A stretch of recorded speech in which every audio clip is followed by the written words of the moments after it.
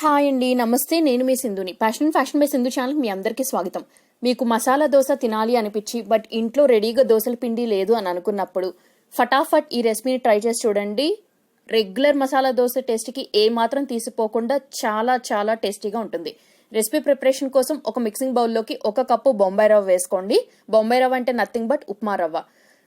మీరు ఏ కప్పుతో అయితే బొంబాయి రవ్వ వేసుకున్నారో అదే కప్పుతో 1 కప్పు చిక్కగా ఫ్రెష్గా ఉన్న పెరుగు వేసుకోండి. ఇప్పుడు టేస్ట్కి సరిపడా సాల్ట్ అనేది వేసి ఒక విస్కర్ హెల్ప్తో బొంబాయి రవ్వ, పెరుగు, ఉప్పు 3 కూడా బాగా కలిసేటట్టు కలుపుకోండి. అవసరానికి తగినట్టు వాటర్ అనేది కొద్దిగా బ్యాచెస్లో యాడ్ చేసుకుంటూ ఈ పిండి మిశ్రమం అనేది ఎటువంటి ఉండలు లాంటివి లేకుండా వీడియో క్లిప్లో చూపిస్తున్నట్టు బాగా స్మూత్ ఫ్లోయింగ్ కన్సిస్టెన్సీలో ఉండేలాగా కలుపుకోవాలి. ఇప్పుడు దీని మీదకి ఒక మూత అనేది పెట్టేసి 10 మినిట్స్ పాటు రెస్టింగ్ టైం అనేది ఇచ్చేసేయండి. స్టవ్ మీద ఒక ప్యాన్ పెట్టుకోండి. ప్యాన్లోకి 2 టేబుల్ స్పూన్స్ ఆఫ్ ఆయిల్ పోసి ఆయిల్ హీట్ చేయండి. ఫ్లేమ్ని లోలోనే ఉంచుకోండి. ఇందులోకి ఒక 1/2 టీ స్పూన్ జీలకర్ర, 1/2 టీ స్పూన్ ఆవాలు వేసుకుని ఒక 1 టీ స్పూన్ ఫ్రెష్గా దంచుకున్నటువంటి అల్లం వెల్లుల్లి పేస్ట్ కూడా వేసి ఈ ఇంగ్రీడియంట్స్ని ఒకసారి ఫ్రై చేసుకోండి. అల్లం వెల్లుల్లి పేస్ట్ నుంచి పచ్చివాసన పోయేదాకా ఫ్రై చేసుకున్న తర్వాత ఇందులోకి ఒక రెమ్మ కరివేపాకుని రఫ్గా పీసెస్ లాగా కట్ చేసుకుని వేసుకున్నాను. అలాగే 2 మీడియం సైజు ఉన్న ఉల్లిపాయల్ని వీలైనంత చిన్నగా ముక్కలుగా కట్ చేసుకుని ఆ ఉల్లిపాయ ముక్కల్ని వేసేసుకోండి.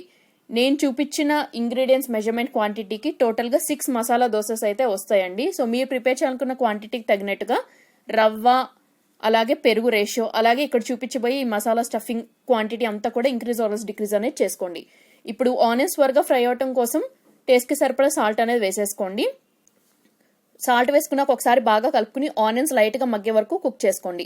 ఇప్పుడు ఒక ప్రెషర్ కుక్కర్లోకి నేను ముందుగానే ఒక క్యారెట్ని పైన చెక్కు తీసేసి ముక్కలుగా కట్ చేసుకుని వేసుకున్నాను. అలాగే 2 పొటాటోస్ని ప్రెషర్ కుక్కర్లో యాడ్ చేశాను. సో ఒక క్యారెట్, 2 పొటాటోస్, ఈ మూడింటిని కూడా నేను 5 విజిల్స్ వచ్చే వరకు హై ఫ్లేమ్లో కుక్ చేసుకున్నాను. సో మనకి పొటాటోస్, క్యారెట్ 2 కూడా బాగా మెత్తగా కుక్ అయిపోతాయి. సో మెత్తగా ఉడికిపోయిన వీటిని జస్ట్ చేత్తోనే అలా మెదిపేసుకున్నాను. చూసారు కదా వీడియోలో. సో ఇలా వేసేసుకున్న తర్వాత ఇప్పుడు ఇందులోకి ఒక 1/2 టీ స్పూన్ పసుపు వేసి బాగా కుక్ చేసుకోండి.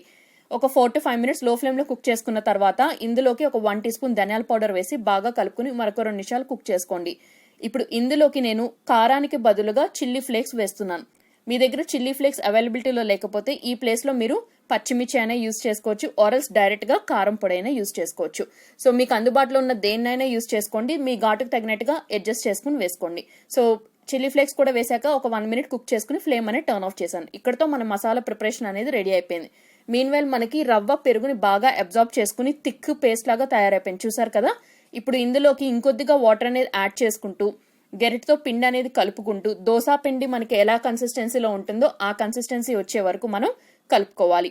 సో నేను వాటర్ ఇంత అని ఎగ్జాక్ట్గా ఎందుకు స్పెసిఫై చేయట్లేదంటే మీరు అవసరానికి తగినట్టు చూసుకుని కలుపుకోండి దోసా పిండి కన్సిస్టెన్సీ వచ్చేలాగా. స్టవ్ మీద ఒక నాన్ స్టిక్ ప్యాన్ పెట్టుకోండి. దాని మీదకి ఆయిల్ వేసి కొంచెం ఆయిల్తో మొత్తం గ్రీస్ చేయండి. ఇప్పుడు ఒక గెరిటెతో ఈ పిండి నుంచి కొద్దిగా తీసుకుని నార్మల్ దోశ ఎలా అయితే స్ప్రెడ్ చేసి వేసుకుంటామో మనం ప్యాన్ మీద అలాగే వేసేసుకోండి.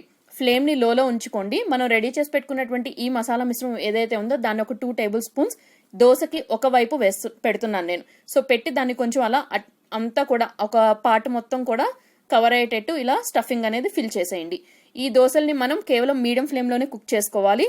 సో సైడ్స్ నుంచి కొద్దిగా ఆయిల్ అనేది డ్రిజిల్ చేయండి. ఒక సైడ్కి light golden brown colour cook అయిందని అనుకున్నప్పుడు ఫ్లేమ్ని టర్న్ ఆఫ్ చేసేసి ఒక సర్వింగ్ ప్లేట్లోకి డిష్ అవుట్ చేసుకోండి.